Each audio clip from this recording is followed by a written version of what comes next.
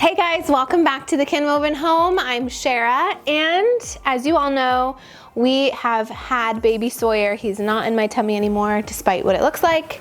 I'm filming these videos before he gets here. That way we have some awesome content while I'm taking some time off to spend with him. So for today's video, we are jumping into a topic that is very popular. I get tons of questions about this, and rightly so, because it's a very big topic, and that is furniture placement tips. Where to put your furniture, how to best maximize your layout, and make the most of whatever room you're trying to decorate. Before we get started, if you guys have not subscribed, go ahead and hit the subscribe button, thumbs up this video, and answer today's question of the video, which is, what is your favorite room of your house? My favorite room, it's really hard. You know, once upon a time we didn't have a lot of rooms. We just had one. We always lived in like a small studio. Now I've got a couple. Man, I didn't think about this before we started filming.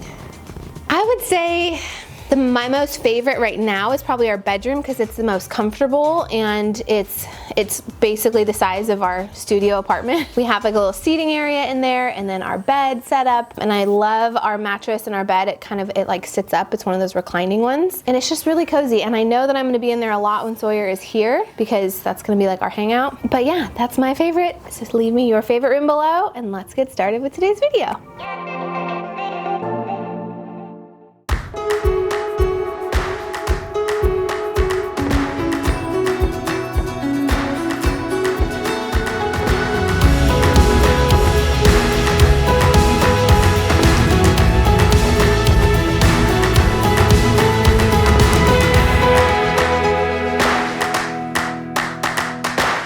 So before I give you guys tips specifically on each room, I'm going to give you two main tips that really apply to any room of your home. The first tip is to think about how you want the room to function. When you do think about putting furniture in that space, think about what you're using that space for. That way it best suits and best serves you and what you want to get out of that room. So if you're thinking about how you want to use the room, you can plan for it better. For example, if you want to be able to watch television in your bedroom and you want to have a TV on the wall, you're going to probably want to watch it from your bed.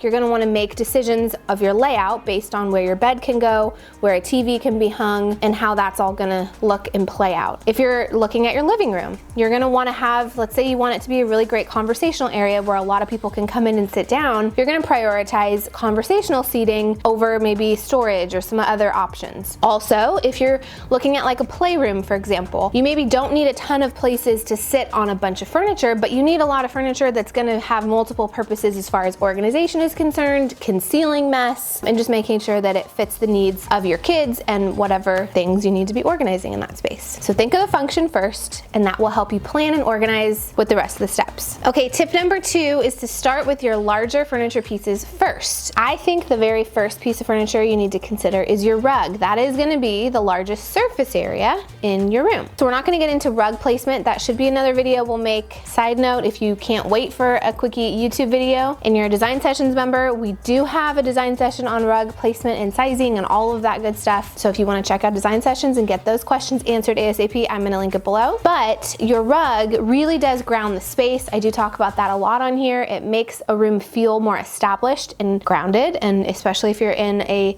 room like a studio where you need to kind of differentiate different areas, using different rugs in your different spaces will make it feel like you have a multi-purpose room, even though it's just one room. So lay your rug first, and then depending on the room, put in the biggest piece of furniture. So for your bedroom, it's going to be your bed. For a living room, it's going to be the sofa. Dining room, it's going to be your dining table. But putting in the largest piece of furniture first is going to allow you to then add your smaller support pieces and accessories. And also, speaking about furniture placement, we do have an entire design session on furniture placement. So we have over 60 hours of interior design educational content on there. My mom goes in like such a deep dive on a lot of these topics. I have done a few sessions on the design sessions. I'm excited to get to do more next year, but it's a great platform that we always recommend, because if you guys have really any question about how to decorate your home, or if you're in the middle of renovation, you want to check it out. It's $10 a month. You have access to the whole library of content, and it's just like really, really good, solid information that you normally would have to pay a designer a ton of money to get information about, and on the design sessions, you can have access to it for $10 a month.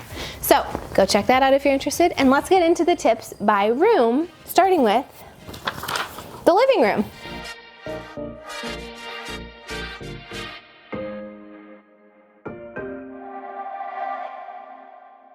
So number 3, tips specifically for your living room. The first thing you want to do is identify your focal point. In your living room, it could be your television, it could be beautiful windows, it could be your fireplace mantle, whatever you want the furniture layout to be facing and kind of be looking at, that's where you're going to put your furniture in that direction. So identify the focal point, figure out what the most beautiful, exciting thing is that you want to be gazing at, and then set your furniture up with that in mind. The next thing you want to consider within a living room is setting up a really great conversational area. You have to kind of think about, okay, if I want people sitting on one sofa, I want people to be able to sit across from me that are going to be sitting in either a chair or another sofa. Maybe I have room for a sectional, but thinking of where is the most comfortable area for people to sit where we can all be looking at each other and talking and hanging out. That will allow for the space to actually be used more because it's really practical, really comfortable in a space that's just easy to sit in and hang out with everybody. Some typical conversational area layouts would be like 2 sofas across from each other. And if you have the space, maybe even 2 chairs, kind of making it a U shape. You could also have an L sectional with 2 chairs across from it, which is kind of how we have here. Right now I only have 1 chair, but I hope to have 2 chairs in the future. In our Kensington place in San Diego, we had 2 sofas across from each other. And while I really loved that for conversational, I really personally missed our L sectional because Tyler gives me foot rubs at night. And when he's on the other sofa, that just doesn't happen. So you gotta think about those things. That should be another tip. Consider the foot rubs. And the last thing within your living room is think about traffic flow. So you wanna make sure that you have easy entrance points and easy exit points. You don't wanna have every single corner have a side table with a lamp on it where you are boxed in and you can't really get in or out. But just be mindful of, okay, how are people gonna leave this room? How are they gonna enter this room? Making sure they're not gonna knock something over on the way out, and that you have plenty of space to get around certain pieces of furniture and you're not putting too much furniture in one space. Capiche? What does capiche mean? What language is that? Russian? I have no idea. If you know what capiche means and what language it is it even a real word? Or is that just like a slang? Wow, all of the leaves are off of that tree already. How sad. Let's move on.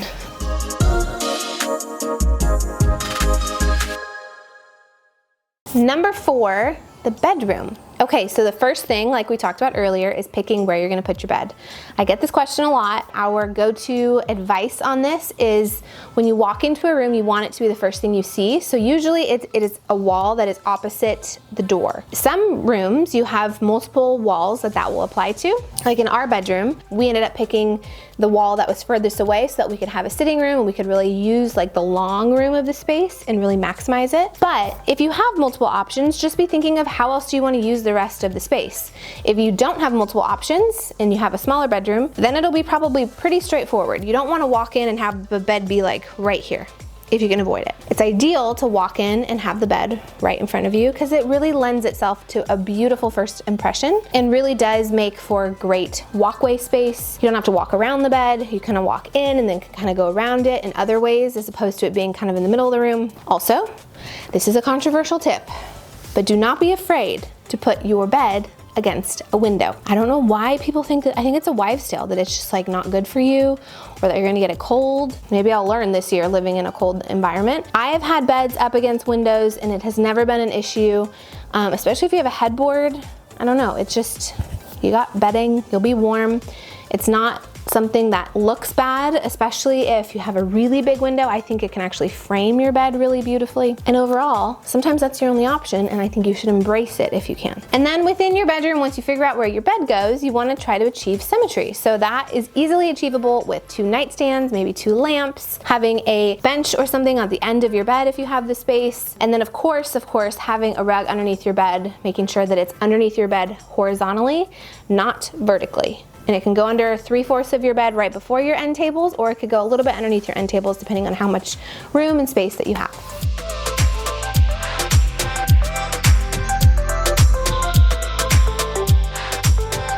Number 5, dining room. Okay, so the biggest decision here is obviously picking your dining table, but depending on how big of a space you have, if you want more of a formal look, using a rectangular table will fill the space really beautifully and allows for a lot of seating. If you want something that's more casual or a little bit funkier, doing an oval table or even a round table is really fun. But be mindful within your dining setup that you do have a rug underneath your table and that you have enough space that your rug is big enough that when you pull your chair out, they're not like half on, half off, if that makes sense. Okay guys, that's all I have for you today. I hope this video was really helpful, that it gave you a couple of quick tips on placement options for your furniture in different rooms. Again, if you would like to know more information, I barely scratched the surface here. We've got tons and tons of information on the design sessions. I'll link below, you guys can check that out. And again, if you have not subscribed to my YouTube channel, please be sure to hit the subscribe button. I love seeing new subscribers, and thumbs up this video. All right guys, I'll see you next time. Thank you for watching. Love ya, bye.